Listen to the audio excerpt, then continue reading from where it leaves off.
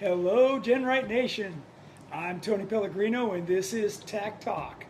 We're here to talk about your favorite subject and mine, Jeeps. How to drive them, how to build them, everything related. So thanks for joining us. If you're watching us live, thank you on either Facebook or YouTube. This is something that we do every Wednesday at 5 o'clock Pacific Standard Time. So unlike last week when we were in Bali, we're back here at GenRight. And I've got a special guest, Mr. Mark Donnelly from Edelbrock Group. Thanks for joining me. Happy to be here. We'll let everybody get on here for a second. As usual, if you want to ask a question or a comment, just if this remote will work. No, maybe the wrong remote. There we go. Please include as much information as you can about your particular question, and Jennings will do her best to try and get to it. Reminder to also like and subscribe, whether it's on Facebook or YouTube, so that you don't miss any of these Tech Talks or anytime we go live. And if for some reason you do miss one of our Tech Talks, the best place to go rewatch it is YouTube under the Live tab. So just go over there. You can watch all that. We've done them for 4 years, so there's hundreds of them over there. Jennings, who we got watching so far? Keith Lyons says, "Hi Mark, happy birthday." Hey, nice. Zach Guptill, how's it going? Jeremy Dupper is watching. Nice. Samuel Orr says, "Hey Tony, how's it going from the Upper Peninsula of Michigan?" Nice. Ernie Fields is watching. Out of Utah. Our buddy Troy Merritt is watching from Nebraska. Nebraska. And Tyler Louston. Nice. Dr. Laura Cota is watching. All right. Ari Almane from San Diego says hi. David Mork from Oregon is watching. Ginger Raimundo says hi. Hi, Ginger. Nice. Mark Lawrence, hello, GenRight Nation. Can't wait for Trail Hero. Mike Stewart, Bobby Cleveland, Two Feathered Channel says nice new yellow shirt. Matt McDonough says hey guys. Esteban Gonzalez, Rick Turner, Gone Wheeling, JC Cologne, Greg Brown. GenRight is headed to Windrock, Tennessee this weekend for Dixie, says Keith. Nice. Jerome Balky's watching. And we already have a question. Oh boy. Ready for it? Something related? Dave Smith from NorCal says 06 LJ Tracer build LS3, trying to set up steering linkage from steering box double D 3/4 inch to FK high midpoint. How do I make the connection to stock OEM square stock? Okay. He needs to call in and talk to Andrew. Andrew, we sell some of those correct parts to make that happen. So the guys are either still there or maybe you can catch up with them tomorrow if they're already gone. But they can get you pointed in the right direction. Deborah Donnelly says happy birthday Oh, hey, to nice. Mark. And a bunch more people. Josh Nesser just jumped on. A bunch are jumping on still. Good. All right. Well, thanks everybody for tuning in. It's awesome. Let's see. We've got our special guest here. I've got a couple things I want to talk about, and then we'll get to all the cool stuff he brought to share with us. We're going to talk about Trail Hero for a second. As you know, GenRight is and has been the official body armor of Trail Hero since the very beginning. We've sponsored the event all these different years, and we, meaning me, Jamie, Jeff, everybody that's going, has been working on, getting their vehicles topped off, oil changed, checked out, bowl checked, and everything to be ready to go. A lot of us are leaving this Sunday to head out there. Some of our guys are either already out there or they're leaving, pretty soon too. So we got lots of cool stuff. And if you're going out there, we lead runs every day. I think we're going to start on Monday or Tuesday. We just meet at our trailer, which is in the vendor area, and then we take off from there. So 7:45 if you're interested in joining us. And we are not the kind of people that spot you on every rock. So you need to be able to kind of keep up. Now, obviously, if you're in trouble, we're there to help you, and you need something, we got you. But we're moving. So just wanted to let you know that. One of the things I was going to mention is if you have never checked it out, go over to Trail Heroes YouTube channel, and on there I have 2 videos from the driver's seat, which is a show where Rich Klein rode with me in Terremoto and in Aftershock, and we drove the trail and we talk about the obstacles and the lines and what we're doing with our feet and where we're looking. If you've never seen that, you will find it incredibly informative. And I also want you to notice how fast we run the trail, and we're talking and driving along, and it's nothing. So I think you'll like it. So called The Driver's Seat, and it's Slip Block Gulch and Double Sammy. So check that out. The other thing I want to tell you was that our brand new JL inner fenders that are all vented are now available for both the EXS and a standard JL configuration. So you can call in and order those right now. They're in stock. We've all been waiting for that. I've been traveling, so they've come in since I've been gone, but I just saw them in the warehouse. And also don't forget to check out our Universal/DIY section of parts. We got a ton of inexpensive parts that you guys can build yourself, and it really saves you a lot on the parts. So without further ado, let's our featured product is in fact Edelbrock and all the different brands, Fast, Yep. Comcams, TCI, Yep. right, everything that they do. And Mark, why don't you tell us a little bit about yourself and what you do over there? Yeah, so obviously my name is Mark. I work both on the tech and the sales side for Edelbrock Group. Edelbrock Group, as Tony mentioned, has a number of different brands underneath the umbrella. Edelbrock, Camshaft being the 2 largest, Fast Fuel Injection, TCI Transmissions, Russell Hose and Fittings, and Lunati are the brands that are all kind of under the same umbrella. We're based out of Mississippi. Large majority of what we make is all U.S. made. Yep, I saw by the factory last year. Yep, yeah, you stopped check through it out. Mississippi. Yeah, very impressive. So yeah, so we've got facilities all over the U.S. We've got 2 facilities here in California.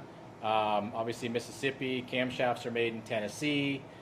We've got a facility in North Carolina, a couple facilities up in Michigan. So a lot of our stuff is all predominantly U.S. made. So Very cool. Which is why we like working with you guys. exactly, Yeah. exactly. So you know, as far as for me, you know, I grew up with a hot rod and performance background. I worked in the performance industry for 18 years prior to starting here. But during that time, I'm a Jeep and off-road guy. So I have a JK myself. My wife has a JL. We've run a bunch of Tony's parts on our Jeeps. So we're Jeeps and off-roaders, but have a passion for hot rodding too. So Yeah, anything with a throttle, right? yeah, motorsports. So. We got a question. Mark George Gonzalez asks, is there anything for a 98 TJ with a 4.0?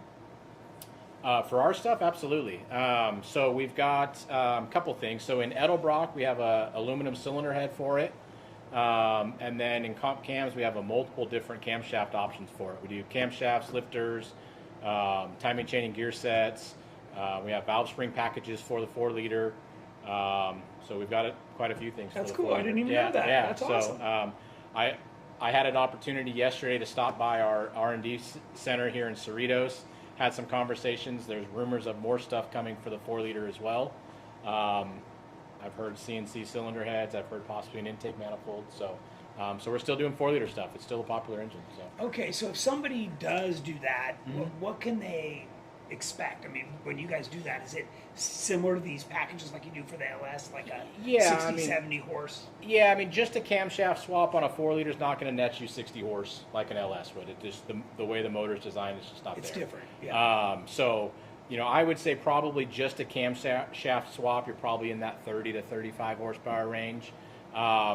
Where our stuff really shines is if you're doing a freshen up or something. Like a lot of guys, there's some guys out there that are doing some stroker kits where they're doing a 4.2 liter crankshaft, you know, a little bit longer rod, do our aluminum cylinder head, different camshaft, and I mean they're making 300 plus horsepower out of a 4-liter. So it's pretty impressive performance for something that's just not having to do any engine swap stuff or nothing. Yeah, So, nice. Yeah, and here in California, just changing from that straight six is tough to do. So yeah, absolutely. I get it. Yep. People are definitely looking. What about anything for a 1997 Jeep with the 2.5 liter four banger? That I cannot help you with. We've got LS swap parts. That's what I was for you, saying. so- The answer is 5.3 liter LS. Several that people are asking when the budget TJ build is going to start. That is going to start. It might even start as soon as we get back from Trail Hero. But I'm just trying to get through. This is literally the tail end of my whole travel. So You have a budget TJ build you're doing? Yeah. They had a budget YJ build. it's already done and gone. Oh, okay. Yeah. So now I got to start on the Guess TJ. I'm not following along. And we're going to do the TJ to LJ as Okay. part of the whole thing. So that'll be cool. Okay, so back to this show. Yes, sorry. A year ago, you Yes. came out here, Yep. and you and I installed a bunch of stuff Yeah. on. So in Terremoto, I've got a stock GM LS3, which is 430 horsepower. And part of the reason I wanted to do that was to really show off some of the parts that you guys do. So we put that in. I ran it for a little while, got used to it. Mark came out. We installed his stage 3 as 1, 2, 3 on these kits, and did it in a couple days. Just the two of us dinking around, and as somebody would in their garage, right? And then I took it and had it dyno tuned, so it was running good. And then I've been wheeling it this whole year, and really quite happy with the performance. Good. We've got some videos we can show where we can, do a few things here as part of the show and tell that you brought. Yep. What do you want to mention about that, or do we go on to videos? Or Yeah, what's- I mean, either way, I mean, like we can kind of talk a little bit about the camshaft Okay, in case they which didn't we've they got missed the- it. Yeah, the if we can packages go to here, the too. packages here. So what we did in Can you switch Terremoto. over to this? Yep. So what we did in Terremoto was we launched about a year ago. It was actually a year and a half ago. We launched a new series of camshafts. We call our HV series camshafts, and they're a product line that's kind of directed towards a truck or SUV or a Jeep that has an engine swap. They're designed to make good low-end torque, good horsepower, but still be drivable for an off-road type application. So I thought Tony's rig would be a perfect one to put a stage 3 cam in it and see how it went. So that's what we did here. So we did the stage 3 package, which is our HV series cam. We did our BSR shaft mount rocker arms, different valve springs, retainers, locks, push rods, timing chain and gear set. And did it all, like you said, in 2 days. Just like you were doing it in your garage. We spilled antifreeze everywhere. We dropped bolts. We ran to Napa to get a puller for the harmonic dampener. It was pretty garage built stuff. So, but it worked out really good, and I'm glad to hear you've had good results the last year. So Yeah, a big part of why I wanted to do this particular show was this past summer here, where I've been out at all the different events. People have commented on the engine. Sounds good. It's got that right rumpity rump, snappy, right? All these things. That's all part of what you and I did. yeah. So that's pretty cool. So let's talk about the packages and kind of what's involved, and then we can go more into what we did on mine. Sure. Yeah. So the stage 1 package is going to be it's the smallest duration, the lowest spec camshaft that we offer of the 3, obviously.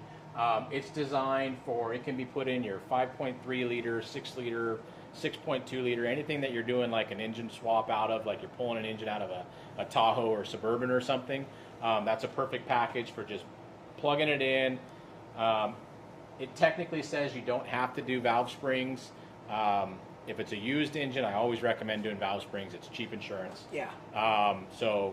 That kit, you can bolt it in. It's a roughly 60 horsepower increase.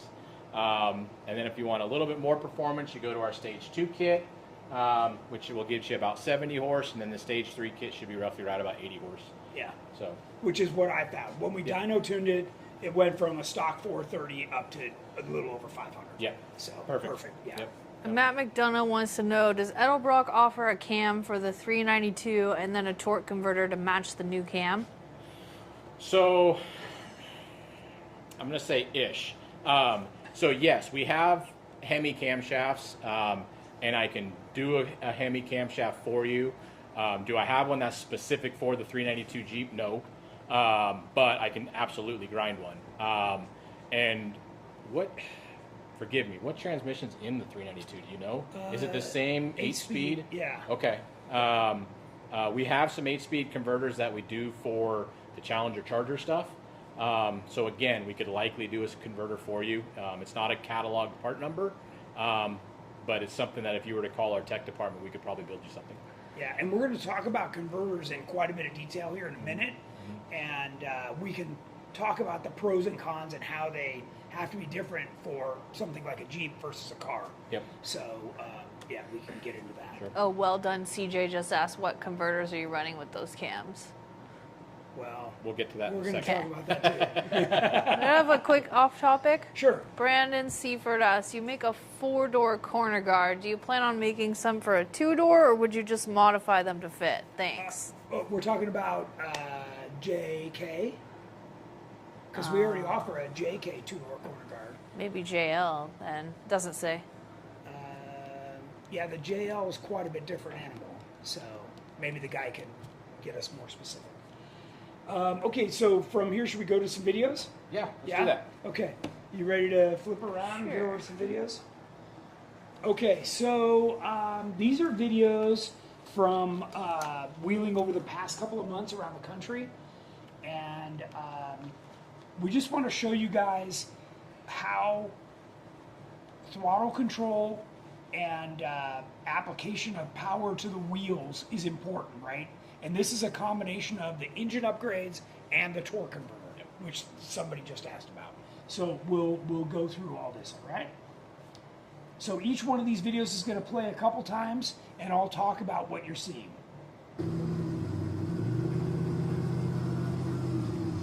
So you can see, even though I have a high stall torque converter, you can still crawl.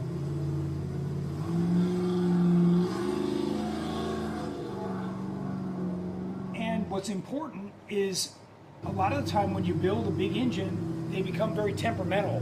It's really important that the throttle is still able to be very, very smooth.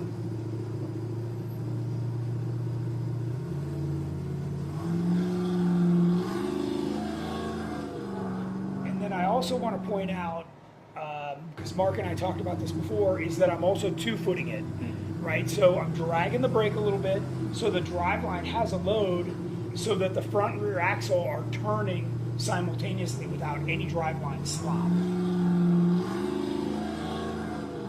Okay, we're going to go to the next one.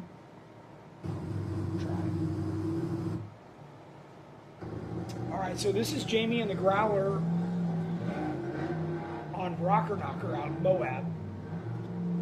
And this is also a great way to show you throttle control. So Jamie's got a 600 horse LS3, and you know, you can really see how that combination of the engine power and the torque converter really keep the traction to the ground and give the driver control. All right, let's try the next one.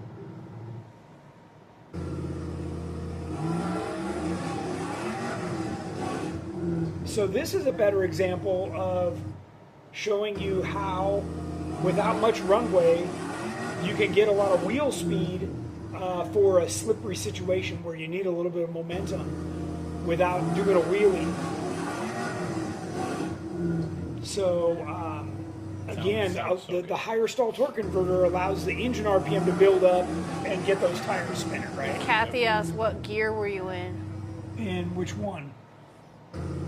This is most likely second gear for this particular video.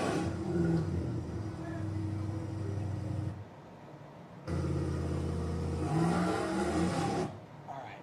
I think this is another one, a Growler here. And you can see how, even though we have the higher stall, you can still crawl. And, you know, this is a pretty tough little spot. And this is actually an optional section out there on Pritchett. So that's a pretty big That ledge. everybody plays around on, yeah. So, but you can see that power comes on just when you want it to, like you need it to. So let's try the next one.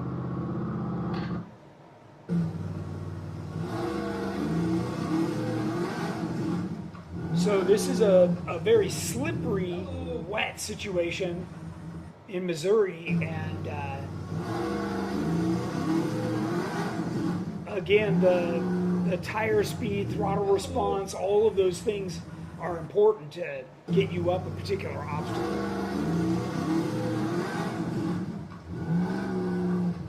Alright, so the next one.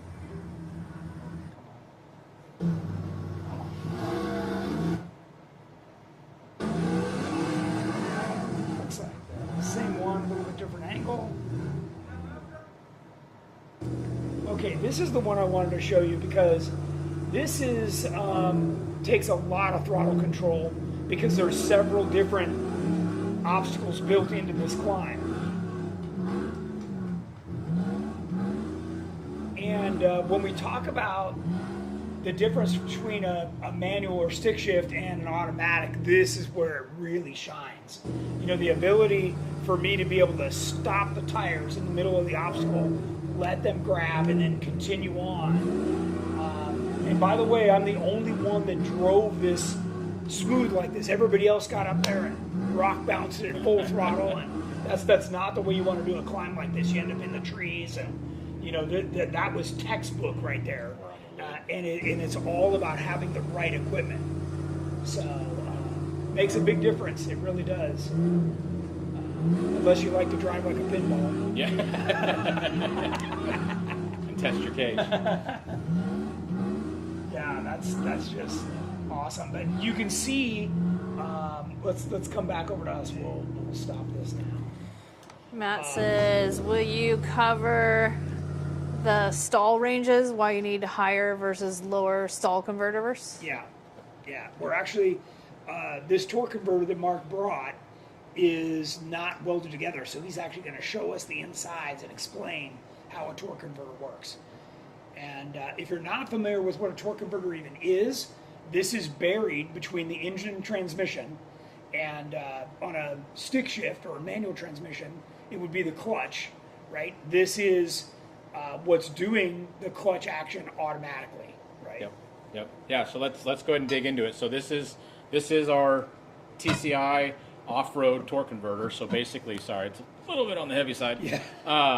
So if you buy this item new, it's going to basically look like this. It'll come all assembled, and you don't get to see what's inside. I purposely asked to have this one sent to me so I could take it apart and show you. So we'll pull the hat off. So the inside of a torque converter is basically just a giant fluid pump. So on this side here, this is the pump. So, and then on this side here, this is the turbine. So the bottom side of the torque converter here that's on the table, this bolts to your flywheel. So on the engine side, and this little snout here goes into the transmission and drives the pump on the transmission. So this is actually what pumps the fluid through your transmission. And it also feeds the fluid into the converter. So once you're inside the converter, obviously you've got fluid inside the converter. It moves around the outside. These little veins here redirect the fluid up through the center, which then goes through what's called the stator, and then that redirects it into the turbine. And so this combination of fins moves the fluid, pumps the fluid, and that's what determines how a converter functions, basically. So to change your stall speed, when everybody talks about a stall speed, what you're doing to change that is you're changing this fin angle, or you're changing the amount of fins on the stator, or the fin angle on the stator. There's a lot of tech behind changing a converter speed, but that's essentially what you're doing, is you're just redirecting that fluid flow and changing how that fluid goes from the pump into the turbine. Yeah. So, yeah. So let's continue to take this thing apart. yeah. So let's keep taking it apart. So that's the pump. So then this is the bearing. It's just a captured bearing. One thing we do that's different from factory is all of our bearings are all a hardened steel, and they're all a captured bearing. So if you do have a bearing that happens to fail, it all stays inside. Oh, instead of going through the cooler. and Yeah, everything, instead of making a mess of things. So this is the stator. Inside the stator, there's a large snap ring here that actually holds the sprag. This is kind of the brain of the converter. So this is what redirects the fluid from the pump into the turbine wheel. And how this redirects that fluid will dictate how your stall speed is. And then also, if you've ever noticed, like when you're driving down the road and your engine's at RPM, and then you let off the gas and that RPMs drop a little bit, that is this sprag releasing tension. And there's actually a little spin wheel in here that allows this to spin one direction, but not the other direction. And what that's doing is it's allowing fluid to only flow one way inside the converter. So our off-road converters are going to be a steel sprag. Sometimes these are made out of aluminum and plastic. These are going to be all steel components inside the sprag. So a lot more robust unit for the off-road applications.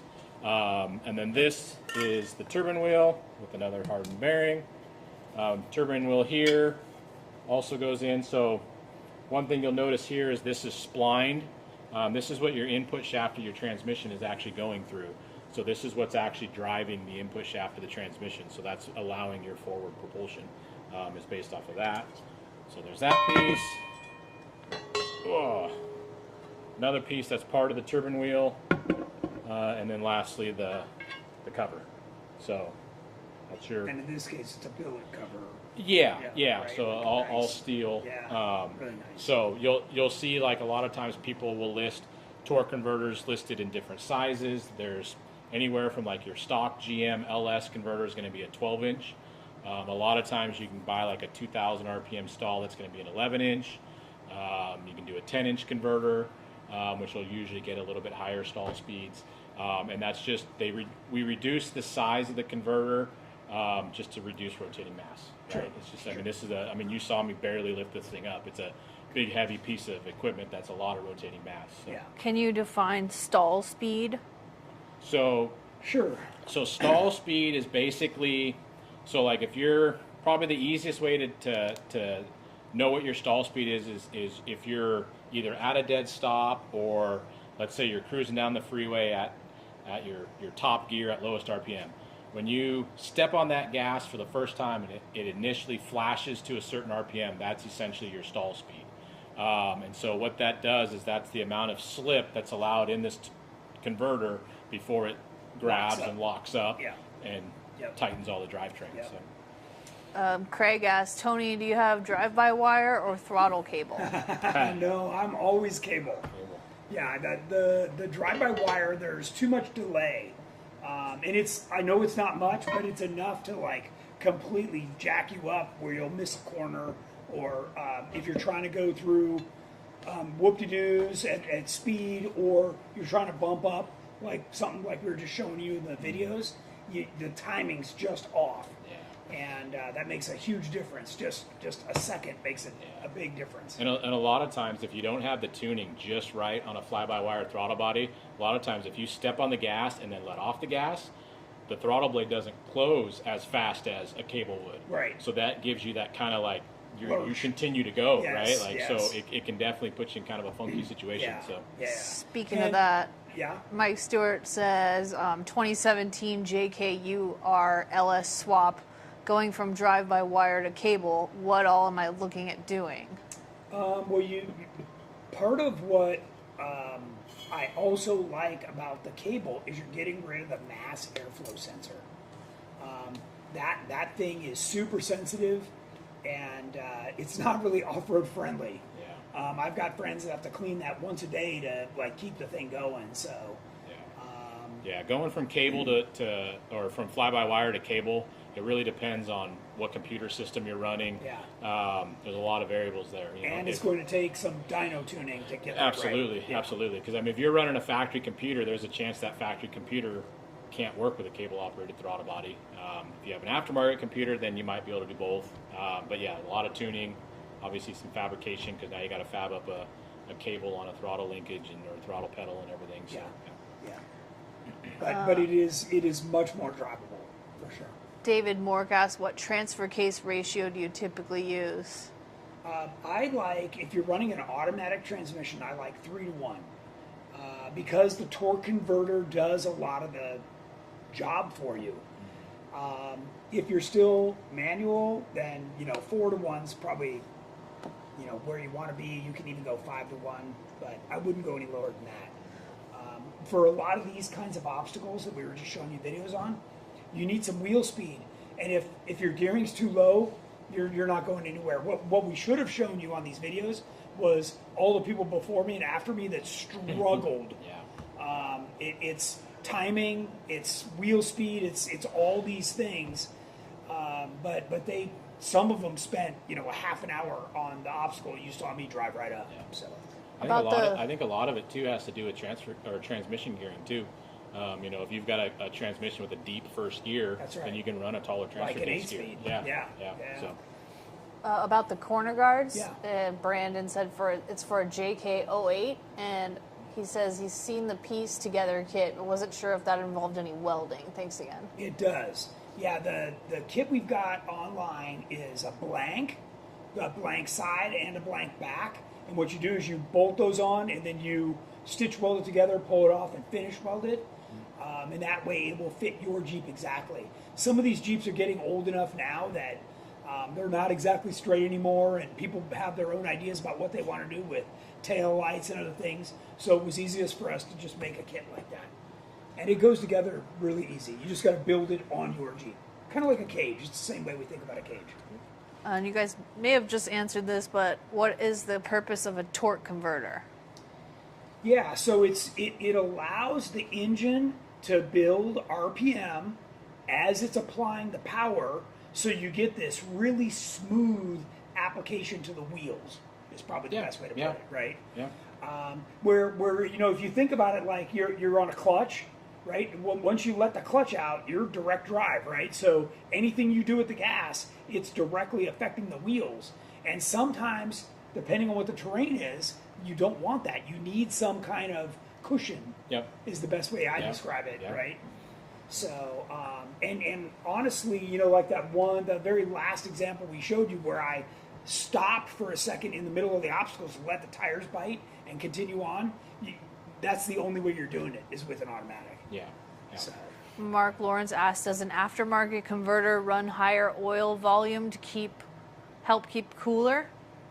No. I definitely recommend running a good transmission cooler, but the volume doesn't necessarily change. It's still the same basic volume, size, same dimensions, physical dimensions. yeah, when you look at the pump inside, it's the exact same. Yeah, the gears. only thing that changes when you change the stall speed is going to be the fin angle. So, and I think I might have mentioned this earlier, but so all these fins are set at a certain angle. When you want to change to a different stall, we've got different specs that we can then change each one of these little fins to change from, whatever this is. If this is a 45-degree angle, we can change it to a 50-degree angle, and that'll vary the stall speed. And so that's all we're changing when it comes to changing stall speeds. That and the stator and other things. But the physical housings, the pump size, the cover size, all that stays physically the same size. Yeah. And then Mark also asked, do you offer a converter for an 04 LJ with a 4.0 liter stock motor with 42 RLE? I don't have one currently. I know I've had some conversations about possibly doing something. I don't have one currently, no. Everything I have is going to be, or most of what I have is going to be for GM or the later model Hemi stuff. That's some more questions. Okay. Jeremy asked, best comp cam for a 2023 Ram 2500 with a 6.4 Hemi? Yep. I would suggest going to our website. I mean, we have them listed on there for the Hemis. I don't have part numbers right off the top of my head. Are they kind of classified for like torque or yeah. Does it home an RV cam? Yeah, similar. So like what I would do is I would look at something like these packages here. Look at the specs of like what our stage 2 cam is for this, and then I would compare that to the equivalent cam for the Hemi.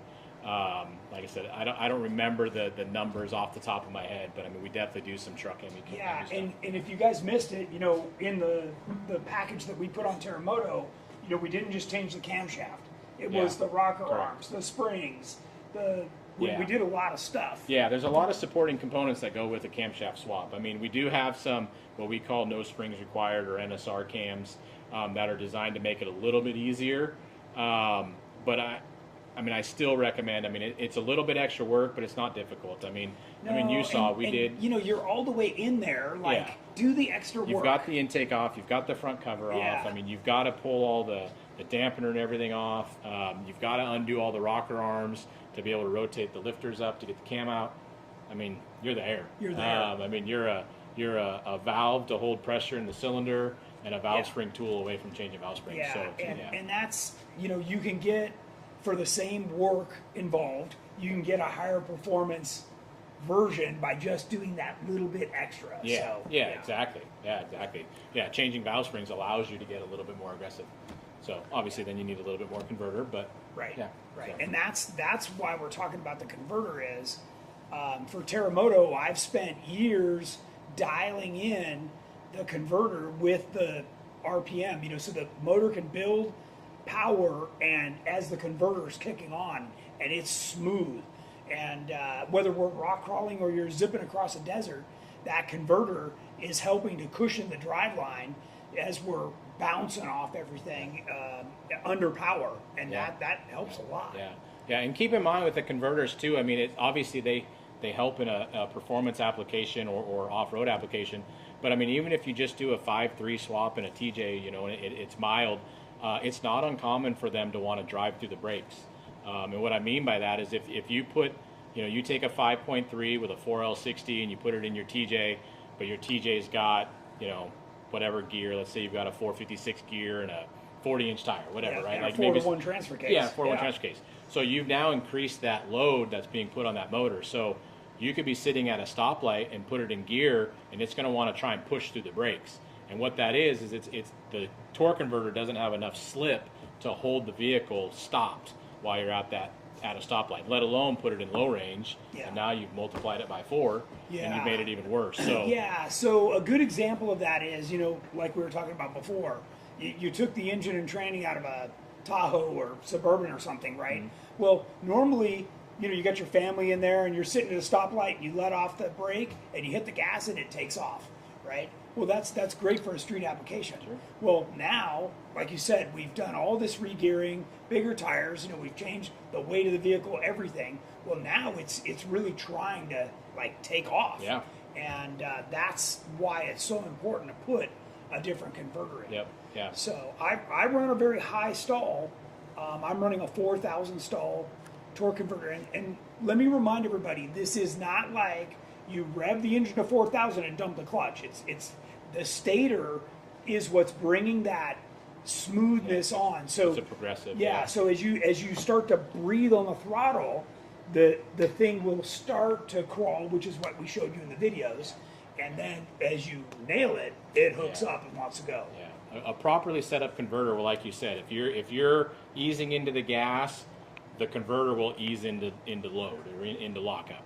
If you're stomping the gas, there's what's called flash stall, and that flash stall then allows it to get up to RPM and get you moving. So that's why you can see Terremoto does a really good job of crawling, but then when you need to step on the gas, it goes. Yeah, and get some wheel speed. It's time to go. Yeah. So that's where that 4,000 converter helps. Well done, CJ asks, what headers do you run? Shorties? The long tubes just really don't fit in any kind of off-road vehicle when you've got the front drive shaft and exhaust, you know, that you got to route around. So I think mine are JBA shorties. I've got a complete list of every single part on Terremoto in the gallery section of our website. So if you go over there, it lists everything that you probably don't even want to know. Everything about the radio, the brake master cylinders, the headers, the muffler, like every single part. Okay. Matt McDonough asks, does higher stall speed give an advantage for lower gearing and taller tires? My 08 JK with a 392 and 8-speed with blow through the brakes in low range. Yep. That's exactly the application you'd want to convert it in. And the 8-speed has a very low first gear. Super low first gear. Yeah. So it's just pulling right through. Okay, Eddie asked, what stall speed do you offer in the off-road converters? So right now, So right now we have our first off-road converter. We're actually launching it at SEMA this year. So you guys are first to hear about it. So our first off-road specific only converter is going to be like around a 2400 stall. And it's designed for the 4L60E transmission. So it's kind of intended for your guy that's doing a 5.3 swap, that's just going to bolt into and have a fairly mild cam. I would say our stage 1 cam would probably be as rowdy as I would want to go with a 2400 stall. So that's our first cataloged part number converter that's going to be available at SEMA. From there, for off-road stuff, I can build you whatever you need. So we can do anywhere from 2400 to 2800, 32, 4000, 5000, whatever. Yeah. I mean, however rowdy you want to get, we can build it. So that would be something where you would want to get a list together of information on your vehicle, call one of our tech guys, and let them know, like, hey, this is the engine I've got, this is the cam, this is the vehicle weight, transmission, transfer case, gearing, tire size. All of that plays a role in selecting a custom converter. Yeah. So Yeah, and just to give you an idea, 5,000 stall would be something we'd run on a race car. Sure. Where you're not worried about trying to crawl, you just want to go. Hammer down. But you got to understand, that's like a thoroughbred racehorse. Yeah. Like you crack the throttle and you're going. Yeah. So. Yeah, and speaking of that too, like if you happen to go shopping, whether you're looking at a TCI converter or another brand, whatever, if you're on the Summit website or some website looking at converters and you see a 3,500 RPM stall converter, keep in mind that's a very universal number. It's a general average for that engine in an average weight, most likely a car. So that is going to affect your Jeep or truck or whatever differently than it would in a car. Yes. So you and I talked about that earlier. Yeah. So like you can put we like say this converter's a 3,500 RPM stall converter in Terremoto. I could take this same stall converter and put it in a Camaro, and it's only going to be a 2,800 stall converter, just because there's less rotating mass, there's less drag, there's less force to apply torque against. So. Yeah. Got a couple of off topics. First, Nana GenRight says, "Happy birthday, Mark. How Thank was you. lunch?" Fantastic. Today's quesadilla day. Right? National Quesadilla Day. Yes, Yeah. so we indulged. Yes. And what's for dinner? We don't know We yet. have no idea. I might not even need dinner after that Right. quesadilla. Well, you took quesadilla home, so he's having quesadilla for dinner. Yeah. Jeff Holland asks, he says, on the Curry website, looking at the Dana 70, they're offering a 586 gear ratio. What are your thoughts, and does it provide enough pinion gear engagement? Yeah, remember on the 70, the pinion's huge. So, typically you've got 3 teeth in contact. So going from, 538 to 586, it's point, it's nothing. So I used to run the 586 in my old 4400 race car, great gear. And by the way, I believe in doing all the gear reduction at the axle, because what it does is if you do it all in the transmission, then it puts a lot of torque on the vehicle, where if you keep it all in the axle, that's the power that's going right to the ground. And that may not make sense, but if you've already done a 4-to-1 in your transfer case, you can already feel how that changes your vehicle. Where if you think about putting all of that in the axle, it's all happening down there and not affecting the chassis. So. And DJ asked, 2012 JKU GenRight rear corners, max built round tails aren't available. Any backups for lights that work? The off-road onlys are still out there, I don't have them out, but the old truck tail lights, a lot of people still, pop those in, the kind with the gasket. So. Brandon wants to know, are you ever going to get some black and white sew-on patches in? We might even still have some, but they might not be on the website. I'll check. That's the kind of stuff we take to the shows, so I'll double check that. Okay, and then Esteban Gonzalez asks, how hard is it to go from a manual to an automatic transmission? Well, it depends on the vehicle. Yeah. Okay, so if you're talking about, I've got a TJ and I want to convert it to an automatic, that's going to require a different ECU, wire harness, as well as the transmission. You're going to have to get rid of a pedal, right? You've got some other things happening. Not the end of the world. I've done it. It's totally doable. The time to do that is when you're doing a V8 swap, because then you can go over to a fast ECU wire harness, right? You just now you're deviating from the factory stuff, and you're going to more performance oriented kind of product. And that's the time to go from fly-by-wire to cable, right? You can just do a bunch of stuff all at once. And I'm a big fan of that. Look, the standard Jeep, and they only get worse as they get newer, right? So the JL, JT being the worst, right? They're totally computerized. And depending on what you're doing, so think about this, right? Hey, I'm a guy who's got a family and occasionally my kids drive the Jeep. You want all the safeties, right? Depending on where you live, it could be snowy, rainy, down a gravel road, whatever. Those safeties are going to keep your family from flipping that vehicle, okay? Now me, no way, man. If I want to lock up the tires, if I want to spin the tires, if I want to do whatever I want to do, that's what I want. And that's why Terremoto's built.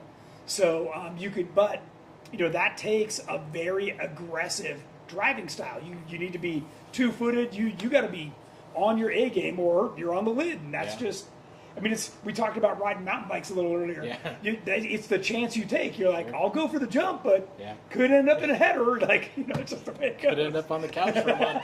You never know. Well done, CJ asked, does the new setup still allow you to use CAN bus and keep HVAC and stock Jeep things? So new setup being one of these packages. These packages delete the VVT. They delete the VVT and all the cylinder deactivation stuff, fuel management stuff. But they would work with a factory style GM computer. So like if you did an LS swap with somebody's kit that uses a GM computer, they would work. You would probably have to do some custom tuning to make it work HP right. Tuners or something. Somebody's going to use HP tuners or something. But it would still retain the fly-by-wire if you wanted to. You could still run it in mass air if you wanted to. A couple more off topics, and we'll get back on. Okay. How soon till those black and yellow hats behind you go on sale on the website? They should be on the website. They should be. And if you call in and say, hey, I saw the one in the studio, they'll come over here and grab it and ship it to you. Okay. But by the way, these are all brand new shirts that are now available, but they're just in stock. So somebody commented on the shirts. Recommends Tommy's Chili Burger for you, Mark. Oh man, that while guy you're in is California. I'm getting That's some gonna knobs. leave a mark. Yeah. DJ says, curious on Tony's opinion, if you had a blank slate on a JKU drivetrain, what would you run? Motor, transfer case, trans, stall speed, and gearing. Oh man. Well, okay. So if you've ever watched Tech Talk, I've said this many times. There is nothing on Terremoto by mistake, right? So a lot of people look to me as I'm the guy and I've got it figured out, and I do. I've worked almost 20 years now to get something like Terremoto dialed in. So I've got a built LS3 that's like 700 horsepower, but I've also got this one that's like 500 horsepower. Now this engine isn't temperamental. That 700 horsepower engine, man, temperature change, whether it's super cold, super hot, you've got making horsepower generates a lot of heat. So then it's harder to cool. Like there's just all kinds of things associated with that. So if you want to stay in that like 500 to 600 horse, so the only difference between my engine and Jamie's engine was that he had the heads ported. It's very similar cam. It's a little bit more cam than I have, but he's doing 600 horsepower where I'm at 500 horsepower. So, you got to understand. You watch the videos. Even at 500 horsepower on 42-inch tires, I've got the ability to spin those things as I want, and that's huge. Yeah. So then I run a full manual 4L80, no E. That E's gone. That's a non-lockup torque converter on a 4L80. And then with an Atlas, I've got a 3-to-1 and I've got a 4-to-1, so I have both sides. With the smaller engine, I run the 4-to-1, and then I'm running the Curry 70s with 538 gears. And man, it's a ton of fun. So. Okay, back on topic. Matt asked, how much does force induction change the stall converter equation? And is there an E-Force supercharger for the 392? 392 Jeep, no.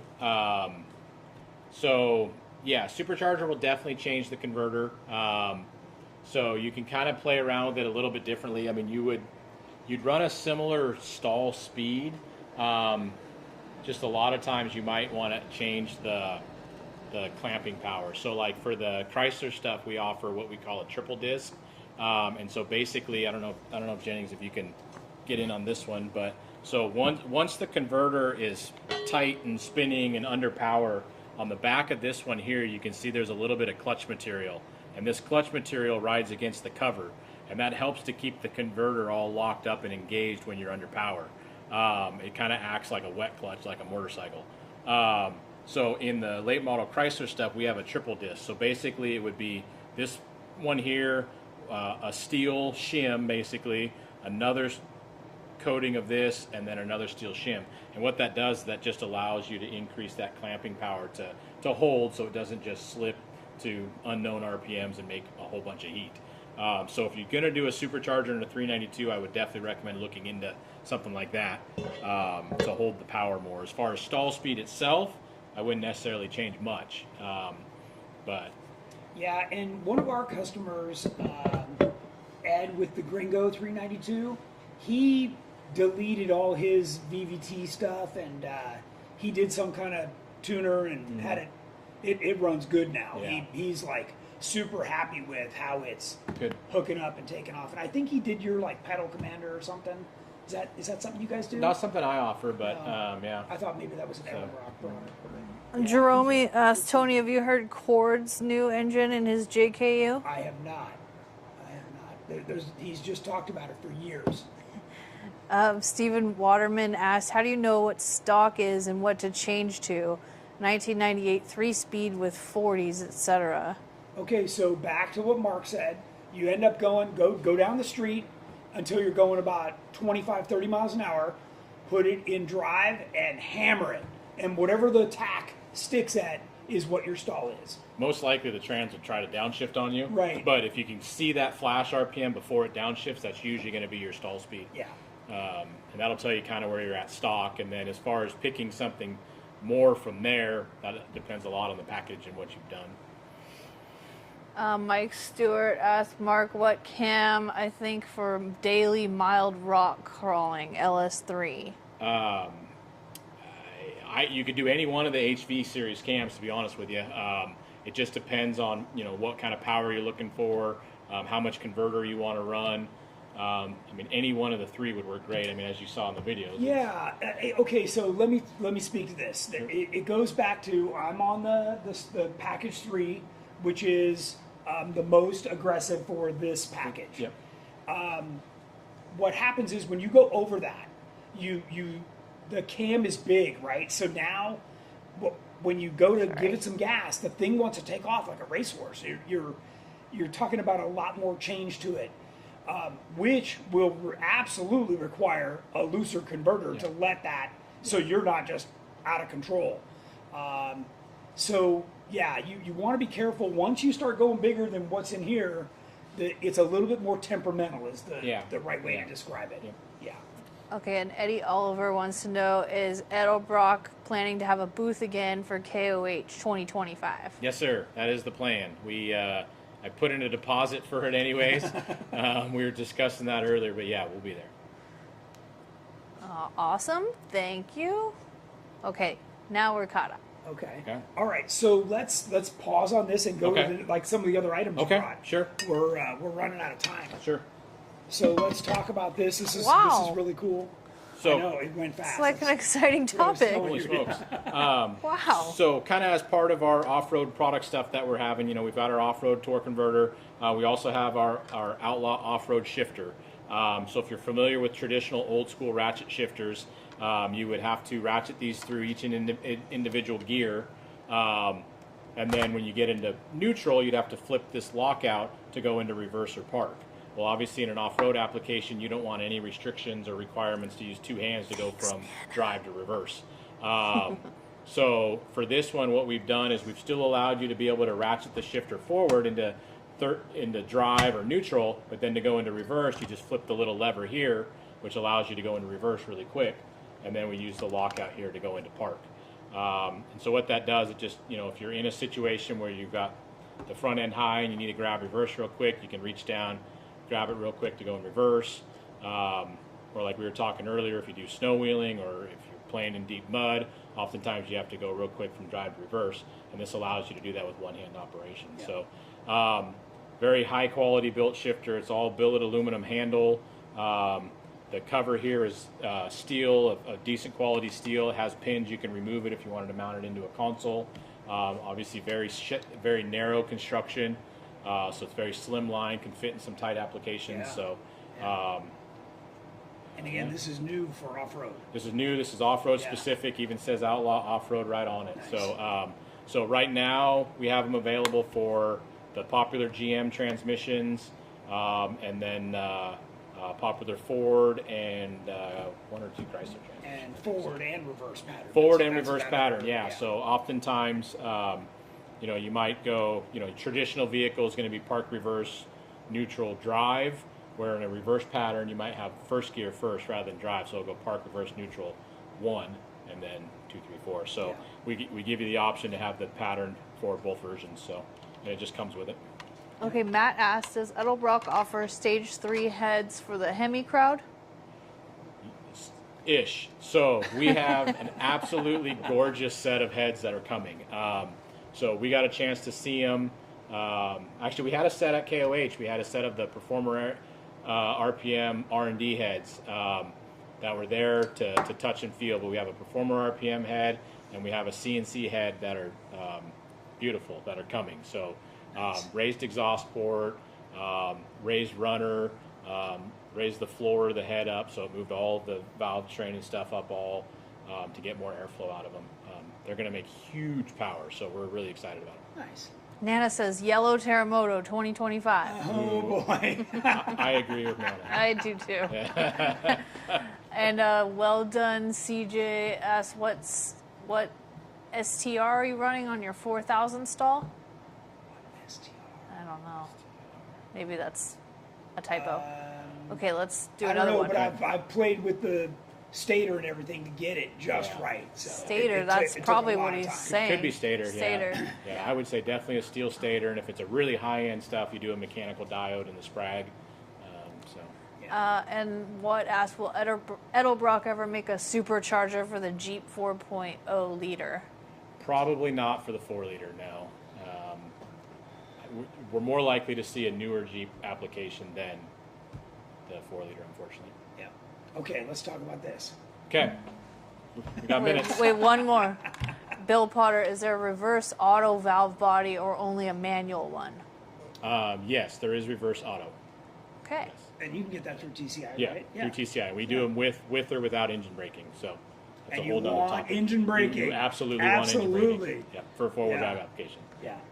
So last thing real quick, fly-by-wire throttle body. We talked fly-by-wire earlier. This is our new 102 fly-by-wire throttle body. Been in R&D for quite a few years. I don't know what else to say except we're really excited about it. Works great for anything that you're changing cams in, putting a different intake manifold on it. Anywhere where you're seeing a restriction in airflow at the throttle body, this jumps it up to a 102. Plugs into factory GM harness, so it's a straight plug and play. Yeah, you talked about that it was a stronger motor. Yeah, so that's one of the reasons we went through R&D for so long is we wanted to have a motor that could handle this blade size. A lot of times what happens is if you get into like a high vacuum situation, like you're decelling down a long hill and you're pulling a lot of vacuum, the stock motors or some of the motors we tested weren't strong enough to keep this blade open under that, so it would slam shut. Or vice versa, if it was a boosted application and you stand on the gas and it's blowing air pressure in, it's keeping the blade open and it's not allowing it to shut because the motor wasn't strong enough. So it took a long time to find the right motor spring combination to work and not kill somebody. So Unintended acceleration. right. Yeah. So Yeah, yep. no, it's really a beautiful piece. Yeah. So Okay, Yeah. off-topic question. Sure. Tony, Jeremy Scott asked, if Curry had 80s not shown on the website, would you do that instead of the 70s? Is the 70 a good compromise between cost, durability, and strength? Well, Between okay. 60s, 70s, and 80s? Great question. I'm actually surprised that more people don't ask me this. Okay, the 80 is only available in kind of, it's not a low pinion, it's more of a mid, but it is not a high pinion. The 70 is a true high pinion. And if you're doing anything in the dirt, in the rocks, you need high pinion. Get those drive shafts. I laugh when I see people running a 14 bolt or something. That is the lowest pinion you can get, and they put a guard on there, which I just call a rock grabber, and it's a joke. You need high pinion. Again, look at Terremoto, and anything I have on there, any single thing, right down to the headlights I chose, there's nothing on there by mistake. Absolutely nothing. Every single thing is very purposely done. Yes. Getting a lot of thank yous for the good information and cool products. Awesome. Nice. Did we cover everything that you needed to cover? I think for the most part, yeah. Time flew. It flew. Sure did. Do we have more questions, or is No, that it? that was it. We're good? Okay. Awesome. Well, I do want to remind everybody, we're headed for Trail Hero this weekend. You can wheel with us. You got to meet us at 7:45 at our trailer in the vendor area. We're going to take off from there. And we might do 2 runs a day, but right now we're talking about 1 run a day. It'll be fun, and we're going to run, good trails. Trail Hero, yeah, that's going to be a blur. We'll have a booth. We're wheeling. It's going to be fun. We typically go over by the campfire each night, and it's a good time. So definitely join us there. Beyond that is our Real Hammers experience out at Johnson Valley, and then beyond that is our turkey run, 10 days over Thanksgiving. So it's the weekend before Thanksgiving, all the way through Thanksgiving. We cook a huge potluck dinner out there. Last year, I think we served, 100 and something people. So a lot of fun. Again, you get to wheel a bunch. You can wheel easily 50, 60 miles a day while we're there. And trust me, when you come home from that event, you will be wheeled out. So a lot of the time when you come home, you're kind of like, man, I wish we could have wheeled more. Not that one. You're going to get plenty of wheeling in. So anyways, feel welcome to join us at any of those. Next Wednesday, we'll be coming to you live from Trail Hero. So you're going to want to tune in and see what we're up to, who's rolled, broke, whatever's happened up to that point. And never a dull moment. All right, everybody. Thanks for watching, and we will see you next Wednesday.